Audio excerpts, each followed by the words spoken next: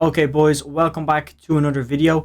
In this one I'm going to be showing you the top 3 most overpowered landing locations in Season 7. Obviously the new season just dropped yesterday, so there's not a lot of videos made on this. And if you want to stay up to date with all the new and insane Fortnite tips, informations, strategies and metas, you want to hit that sub button. Trust me right now, I'm going to tell you I will make your life so much easier, especially when it comes to improving at Fortnite. So real quickly, what we're going to do in this video is I'm going to give you the 3 most overpowered POIs slash landing locations, but the way I'm going to do it is for every different playstyle, so that way I can cover a whole range of different playstyles. So depending on the way you play, you can pick one of these landing locations and know that it's going to merge with your playstyle.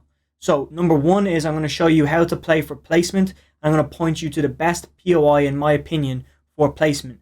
Number 2 is that passive aggressive playstyle. You're not W keying, but you're not playing passive. You want to take a fight, but you don't want to land and have to fight someone to survive off your your landing house, your landing building. And then number 3 is going to be the best and safest W key strategy. Like when I did a lot of research into this, and you'll know when it gets to that part of the video why it was so hard to find this location. And I look very in depth. If you're new here, I look very in depth on these POI breakdowns and stuff like that. So without further ado, let's hop straight into the video. I'm sick and tired of keeping you here.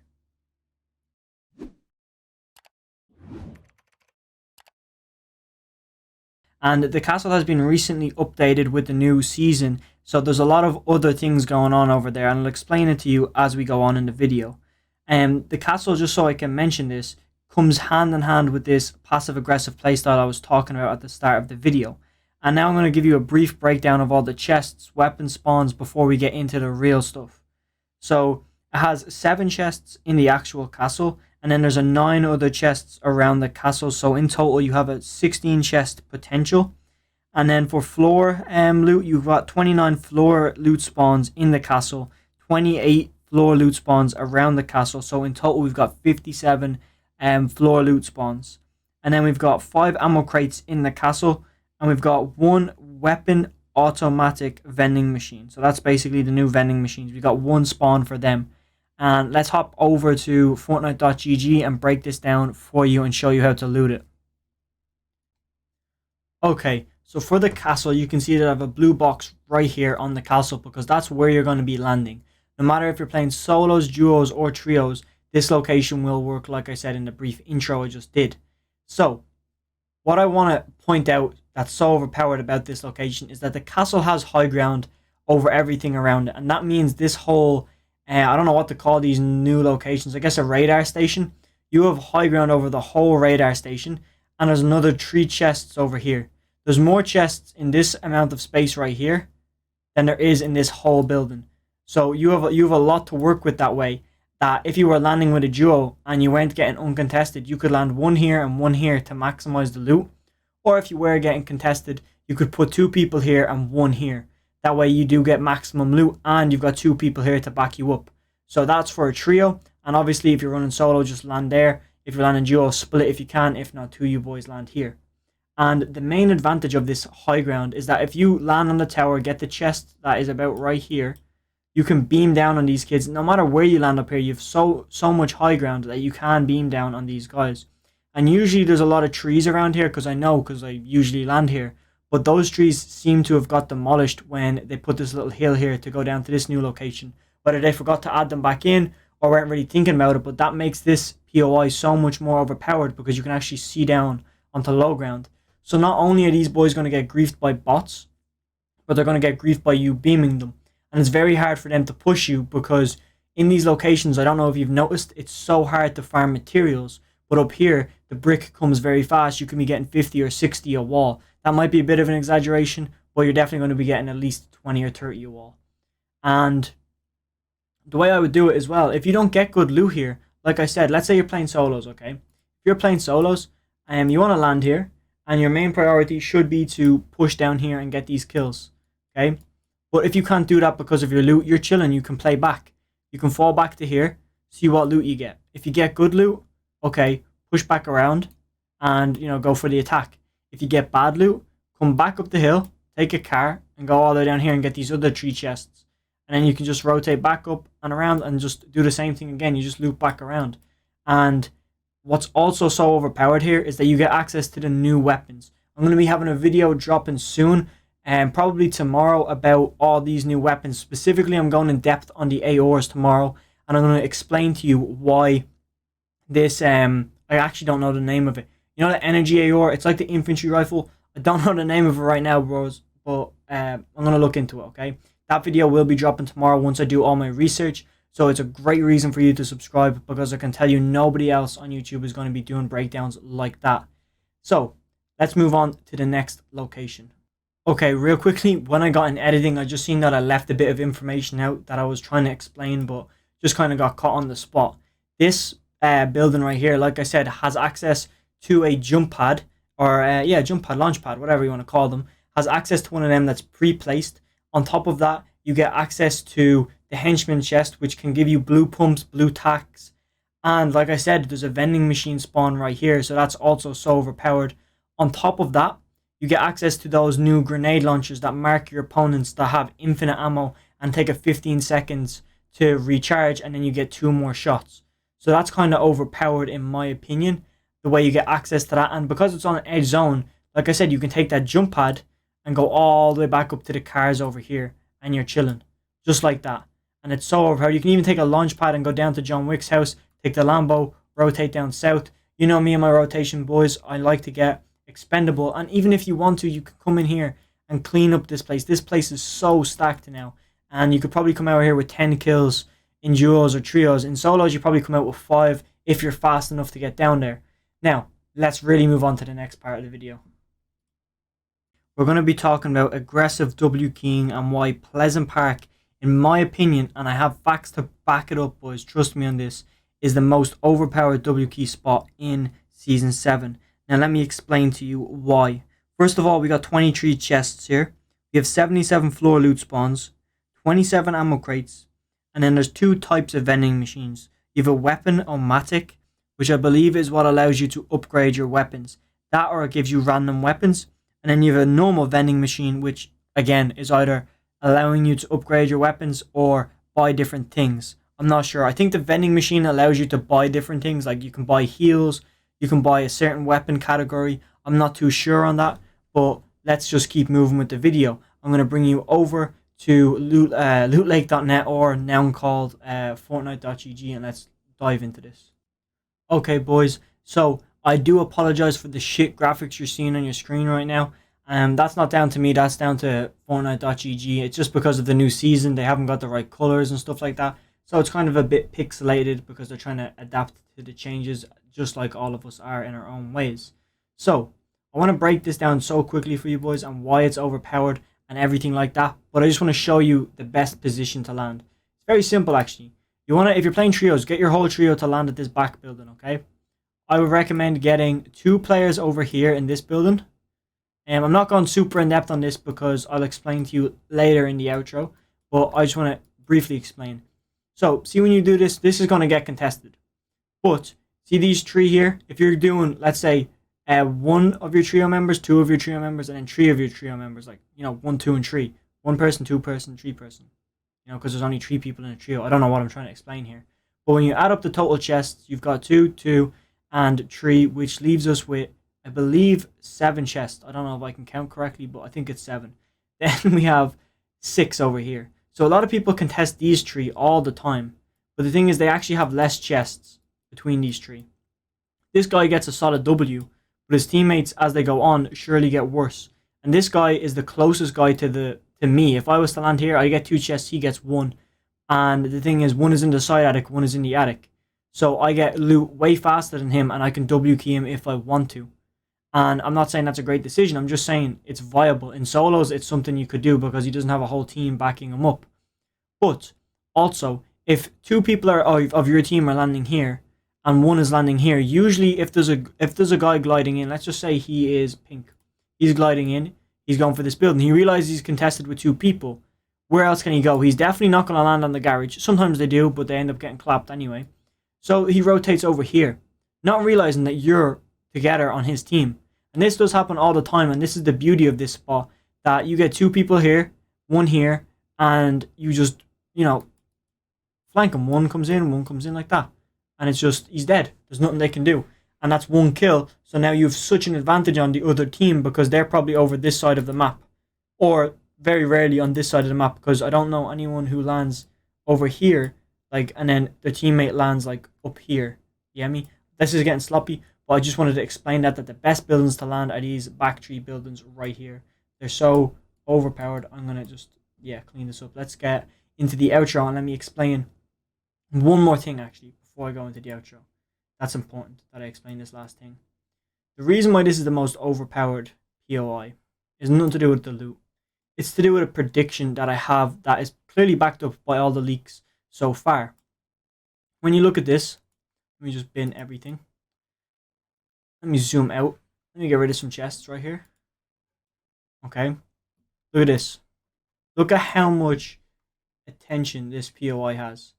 When it comes to Coney Complex, which is one of the most stacked POIs in the game, look how quick you can get here. Let's say you don't have UFOs, you can drive along this bridge and you're here in probably 30 seconds or less. That's being real with you. Put a stopwatch on and time it. I did. It's about 40 seconds, but to make the video sound good, let's say it's 30 seconds. Same thing goes for Bony Burbs. Bony Burbs is probably actually 30 seconds. You get me? It's probably actually 30 seconds. And then Believier Beach, I don't even know how to pronounce that word, man, and I do English. Look how quick you can get to these 3 POIs. This POI is probably more stacked than Lazy when it first dropped. And if you were here when Chapter 2 first dropped, Lazy was like tilted. Okay, because it was not like in that, those first 2 seasons of Chapter 2, Lazy was like tilted. Everyone wanted tilted back, so Lazy was like tilted. But now, this is probably the most number 1, this is number 2, and this will be number 3. Maybe even number 1 in the future, because they do plan on bringing tilted back. You've seen in the teaser images, you've seen actually in game, like the UFO pulling the old Bony Burbs up and putting the new one down. So I can see that happening. I can see tilted coming back right here.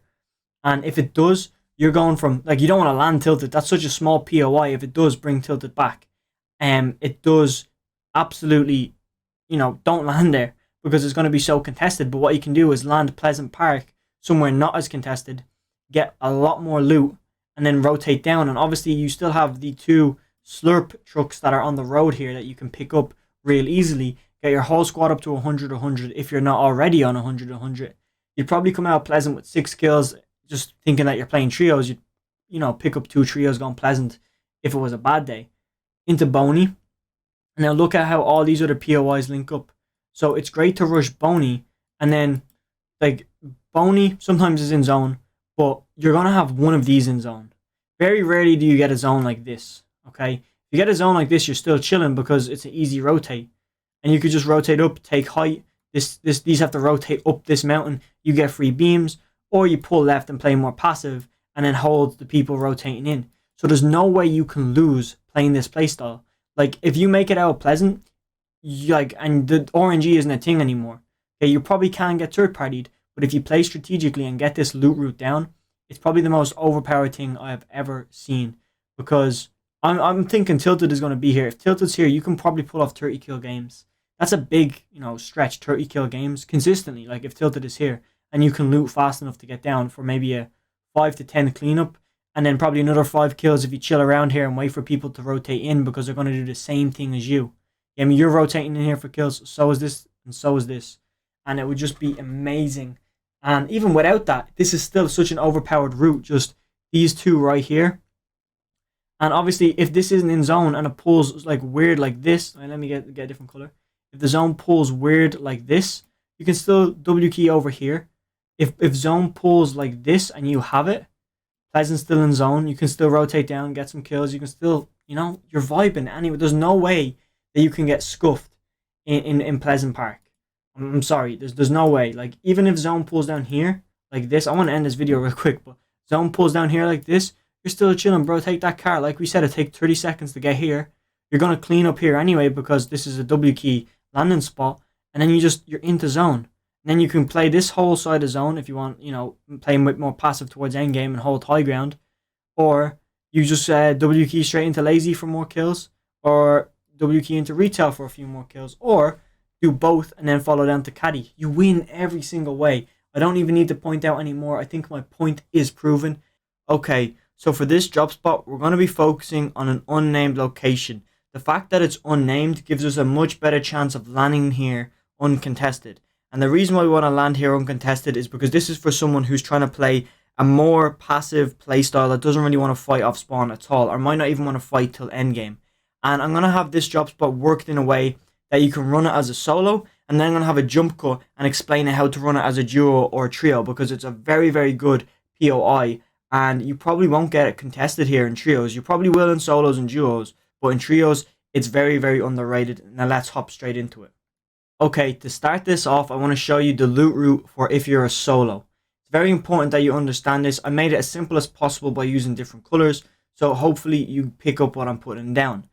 Now, the way this has a number 1 here means this is where you're going to land. The reason why you want to land here is pretty obvious. You get more chests than anywhere that I have in a blue circle. You get 3 chests, 8 weapon spawns, and I believe you can get around 5-6 ammo crates, and you have a very high chance of getting those steroid ammo crates. I'm not sure what they're called. Someone will let me know down below in the comments, but you know what I'm talking about. The ones that can give you heals as well and a shit ton of ammo. So that's why I recommend landing here. And then you rotate down here and you have a weapon spawn and a chest and a lot of brick. There's a lot of those big ohm stones. If you don't know what they are, the big stone pillars that give you like 60 brick. And you farm that. Now, depending on where zone is, for example, let's say zone is down like this. Okay, this looks like a pretty typical zone. You can rotate down, and that's why I said at the start, there's potential chests. You have the chance of getting all this loot uncontested if you want. You can still loot, go down there, loot, go up, take a car, and get the zone. But I'm just saying, if zone is down here, you can come out with a lot more loot than even I've said in the start of the video, like in the start of this part of the video.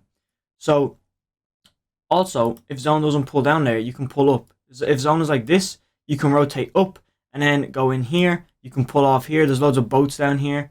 You can go down here and rotate. Like, there's so many different ways to rotate. And that's what makes this, like, part of the map so overpowered, is that it's tucked down in the bottom right corner. And believe it or not, you can actually play from this corner and play the whole game while playing edge zone, playing dead side. And I'm going to be making a new video focusing on how to play dead side in Season 7 with all the new metas, the new weapons, everything like that. So it's a great reason to subscribe. But it's pretty simple. You just land here, you go down, you get the loot here, you push up, you get the loot here, or you push down and get this loot. And it would, if zone is kind of pressuring you, you can rotate like this. There is a zip line here. So you can skip out and cut out all of this loot just to get the 3 chests up here. And that way it's a lot quicker and you can just run up this hill and then you're out. There's a lot of metal along these fences that you can take, and then you're on the road and you can go up the zone, or you can follow the road down to zone. You can go up on the mountain and go further down. You can literally play endless amounts of playstyles from this position, and it's super safe. Like, trust me, if you like land here, you're not getting contested. In solos, like I said, you would. But I want to explain the trio part of the video right now. So I'm just going to skip on to the next segment really, really quickly. Okay, boys. So what you're seeing on screen right now might be a bit confusing, but I'm going to try and explain it to you as best as I can. People that have watched me before probably understand what's going on here right now, but if you haven't, let me break it down for you. Blue means IGL, purple means frag, and then red means support. So you can see all these lines drawn out. I actually forgot a line right here, but I got you boys covered. So what these lines mean is basically how you loot things. You can notice that the IGL has an arrow pointing to this circle, the frag has an arrow pointing to this circle, support has an arrow pointing to this circle. That's where you should land for your roles. And it's very important that your whole trio knows this, so I would recommend sending them this video. Not only does that help me out, but it helps your whole team out because everybody knows what each other is doing, and that in return is going to be very helpful. So, Fragger lands this building, loots it. You can see the yellow line points him down here, he loots it. The yellow line points him to here, he loots it. And you're maximizing as much loot as you possibly can. Now, some people come out with more chests than other people, but I know this location off by heart because I've played here so long. I know for a fact that there's about 5 ohm stones. If you don't know what an ohm stone is, it's these big pillars of brick, and you can get about 80 brick a piece from each one of them, and there's like 6. You've got all these trees. You get a lot. You can probably get max metal up here. I'm not capping. I've dropped here in solo tournaments. I came 265th in a solo tournament from landing up here, but it's a really good, like, that's me coming 265th. I'm not the best player in the world, and I'm proud of coming 265th from such a shit location. But when you know how to loot it, when you know how to loot any location, you can dominate with it. So looting here, you get a lot of metal, you get a lot of ammo, you rotate down here, get a lot of brick and wood, rotate back up here, and if you want, as a trio, you could probably close enough get to max metal from here alone. If you get max metal up here, the other two members of your team can definitely get max metal up here. But as I'm saying, support then loots this house, drops down, loots this, and just, you know, walks his way back up this mountain. And it should take each player probably a minute to loot. The fragger might take about 2 minutes. You should be in before storm even comes, and then you can decide what to do. Do you want to rush retail? You could even probably pull off a third party going into Lazy Lake if you want to play aggressive. But this, like I said at the start, is a passive POI. You don't have to fight here. You can play dead side the whole game. And like I said, I will be making videos on that. So I don't have anything else to say. And I want to say, one more. I'm dying. I want to say one more thing. If you like the video, please hit the like button. It helps me out so much. And make sure to use the supporter creator code at any time, boys. It's on the screen right now. So anytime you feel like using it, I would appreciate it. And I'm out of here. And hopefully you can find useful stuff on the channel. But I am gone.